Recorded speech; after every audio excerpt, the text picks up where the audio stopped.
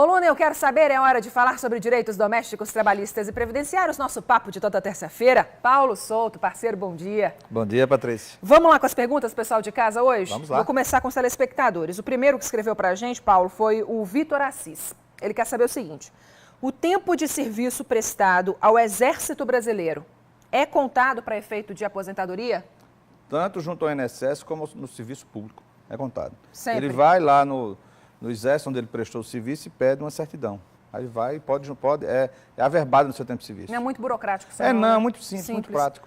A próxima pergunta hoje é do Wanderson Fernandes. Ele conta a seguinte história: após 10 anos, o valor de uma aposentadoria pode ser revisto pelo salário que o aposentado recebeu por ter continuado a trabalhar? Comum também essa pergunta, né, Paulo? É, porque essa pergunta é exatamente a desaposentação. Exatamente. Que ainda não foi decidida pelo Supremo Tribunal Federal, Wanderson. Então, por Vamos enquanto, aguardar. não tem essa revisão. Por enquanto não existe. Só se for uma determinação judicial. A gente avisa logo que se essa decisão sair, vai ser comunicada aqui no Não, o Coluna Eu Brasil Quero Saber, todo vai com tomar certeza. conhecimento. Exatamente.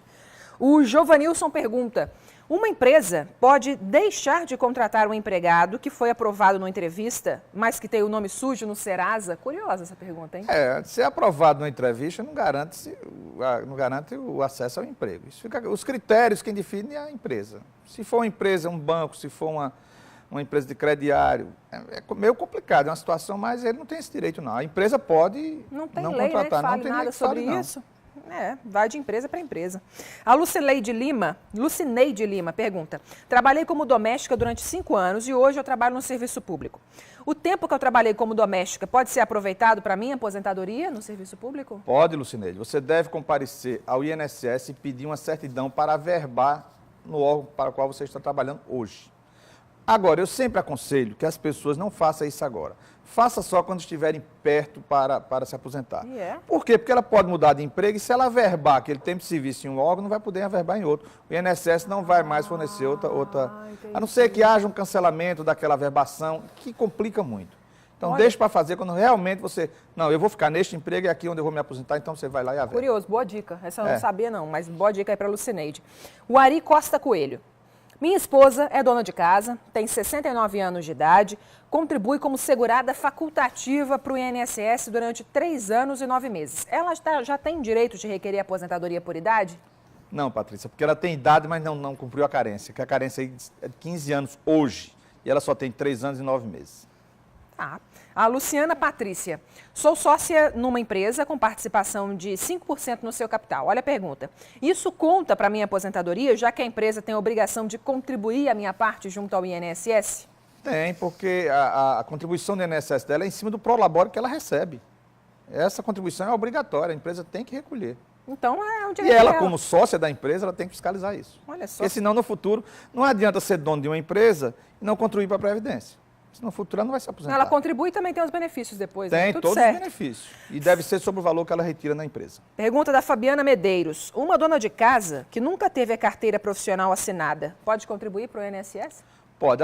A Fabiana fez essa pergunta porque na semana passada nós tratamos desse assunto e sempre falamos de que quando ela teve a carteira assinada. Mas não precisa. Ela pode ser contribuinte da Previdência Social facultativa a vida toda sem nunca ter trabalhado. Não precisa assinatura na CTPS para ser contribuinte facultativo como dona de casa. Agora a próxima é da Camila Leal, Paulo. Ela diz assim: o que podemos fazer quando a empresa para a qual trabalhamos está atrasando os nossos salários? Camila escreveu um e-mail longo para a gente, porque está preocupada com essa situação. E eu vou dizer, não vou dizer a empresa, mas é uma instituição de ensino. Importante.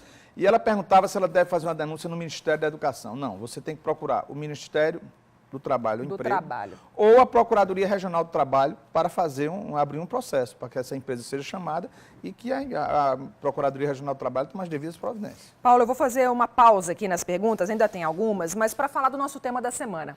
Hoje, o tema que a gente escolheu foi auxílio-doença e as várias formas de auxílio-doença, como requerer, quem tem direito, como prorrogar esse benefício, a relação do auxílio-doença com a aposentadoria por invalidez, que muita gente tem dúvida disso, né, Paulo? Exatamente. E aí, a gente vai, para começar a falar sobre esse assunto, a gente vai ver agora histórias de 2 pessoas que precisaram do auxílio-doença, 2 situações distintas, elas conseguiram e, por causa disso, hoje conseguem sustentar a família, estão numa situação bem mais confortável, porque tinham acesso à informação e conseguiram ter o direito garantido em lei. Vamos ver. Severino sofreu um acidente enquanto trabalhava como agente de limpeza. teve complicações na coluna que agravaram ainda mais um defeito de nascença nos 2 pés. Sem poder trabalhar, deu entrada no auxílio-doença do INSS, mas teve o pedido negado. O agente de limpeza entrou com uma ação na Justiça. Os peritos da Justiça Federal entenderam que existe incapacidade temporária e autorizaram a concessão do benefício. Para ele, que tem 48 anos, mulher e 6 filhos, foi um alívio. Eu tive que vender o que eu tinha dentro de casa. Vendi televisão, vendi geladeira, vendi uma bicicletinha para dar de comer minhas crianças. Porque o senhor sabe, né, que quem tem 6 crianças não é brincadeira, não. Depois que eu entrei na Justiça Federal, graças a Deus, a Justiça me deu esse direito aí, né? Então as coisas começaram a clarear.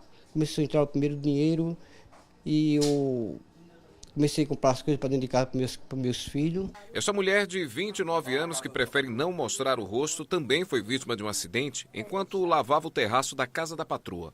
Machucou o joelho, passou por uma cirurgia, mas há 2 anos sofre as consequências da queda que a deixou sem poder trabalhar. O auxílio-doença até que foi liberado logo e a cada 3 meses ela volta ao INSS para apresentar novos exames e garantir a continuidade do benefício. Faço novos exames para ver como é que está. Aí levo para a perícia, eles veem o que vão fazer, né? Eles têm umas que querem cortar, tá entendendo? É complicado. Mas se não fosse dinheiro, não sei o que seria de mim. É porque tem remédio, né? Tem as coisas também, não tenho condições de trabalhar. É uma ajuda, né? No caso do trabalhador com carteira assinada, os primeiros 15 dias são pagos pelo empregador e a Previdência Social paga a partir do 16º dia de afastamento. A exceção é o empregado doméstico. Nesse caso, o INSS paga o benefício desde o primeiro dia.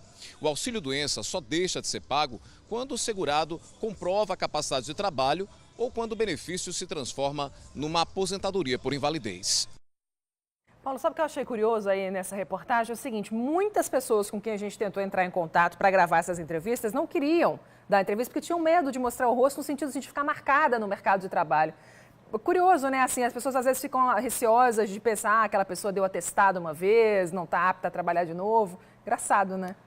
Mas a questão do atestado, quem define se o empregado está doente ou não é a perícia médica do INSS. Exatamente.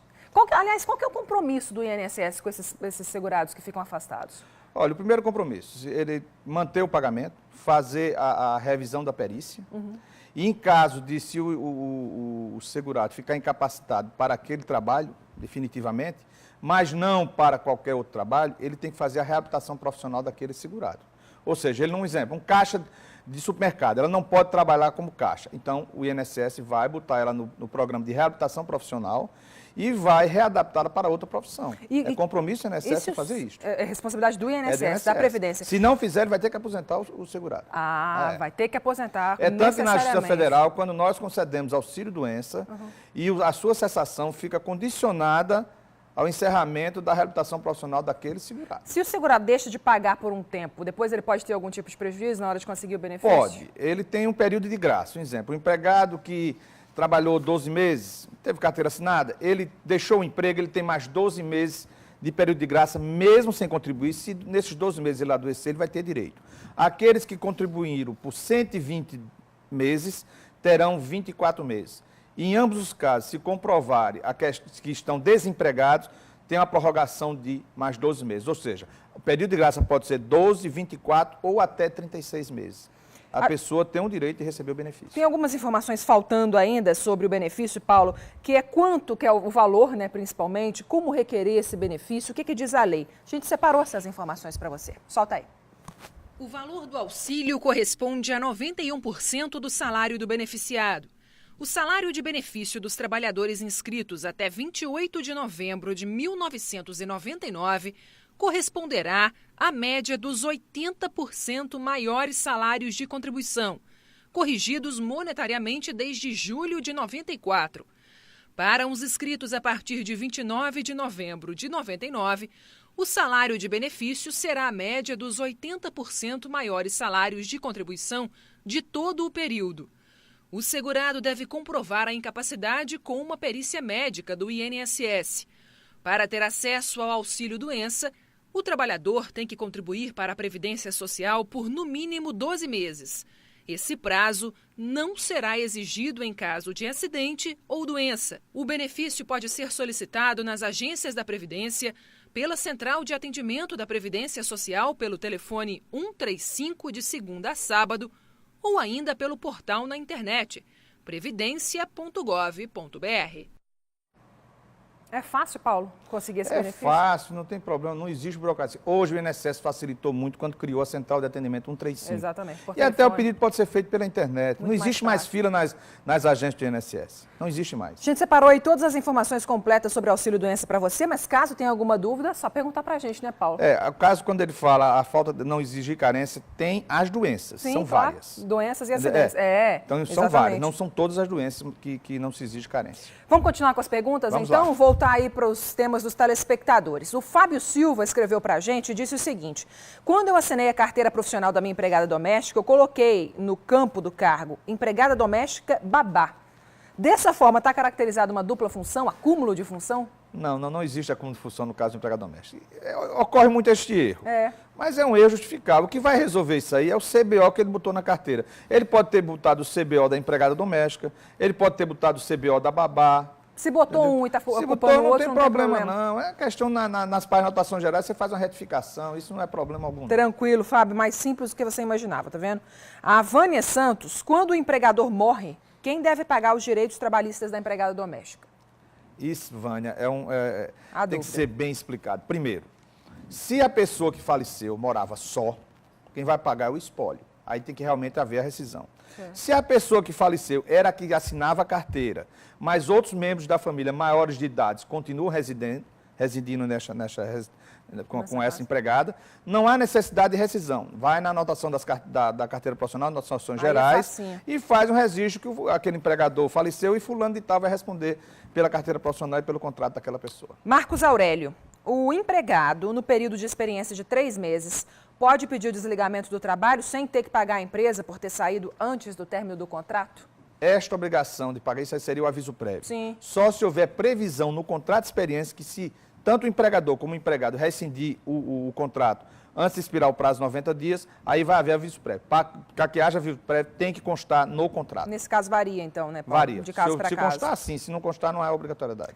Helenice Mendes, qual a diferença entre o funcionário temporário do comércio e o prestador de serviço do Estado ou Prefeitura? E quais os direitos dos prestadores de serviço? Olha, primeiro o temporário é aquele de empresa privada, geralmente se faz 90 dias. Mas o contrato pode ser de até 2 anos. Nossa, tudo isso. Tem uma lei que alterou o artigo da CLT. O prestador de serviço é aquele que é contratado para fazer um serviço, vamos dizer, para suprir uma necessidade urgente, que não está sendo comum no serviço público. Estão pegando esse prestador de serviço, em vez de fazer um concurso público, estão contratando prestador de serviço e tem prestador de serviço aí com 20 anos de tempo de serviço. Exatamente. Entendeu? Inclusive, E o o Ministério do pior, Trabalho eles estão com os mesmos direitos dos servidores normais, agora só não tem direito à aposentadoria porque eles são desligados do emprego. É complicado, né? O Ministério do É. Trabalho, inclusive, está de olho nisso. Você viu agora que o Ministério Público do Trabalho fez a questão das cooperativas. É mais ou menos a mesma coisa. É bem parecido, porque as pessoas estão sendo contratadas sem concurso público. Isso deveria acontecer só com emergências. Eu lhe pergunto, e o projeto Mais Médicos? Claro. Eles estão sendo contratados sem concurso público e recebendo salário de até R$10.000, que não é salário, são bolsas. A princípio, pela lei, deveria só ser em casos emergenciais. Eu entendo que sim. O Clériston Roberto, qual é o prazo máximo de um contrato por prazo determinado? É exatamente aí, Clériston. Pode ser de até 2 anos. Tá. Com a prorrogação, não pode ultrapassar esse prazo. Entendeu? Paulo. Agora, isso tem que estar previsto no dissídio coletivo. Se Da não categoria houver varia. previsão no dissídio coletivo, o prazo é de 90 dias. Nos vemos aqui na terça-feira da semana que vem para responder aí mais perguntas para você de casa que quer escrever para a gente sobre direitos domésticos, trabalhistas, previdenciários. Estão aí os nossos contatos. Conta a sua história, a sua dúvida. Paulo Souto responde toda terça-feira na coluna Eu Quero Saber. Obrigada, Paulo. Até semana que vem. Até semana que vem. E nas próximas semanas nós vamos sempre falar sobre um benefício previdenciário. Exatamente. Vamos dar um enfoque aqui para você. Bom dia, Paulo. Até lá. Até lá, Patrícia. Uma boa semana para você. Vamos falar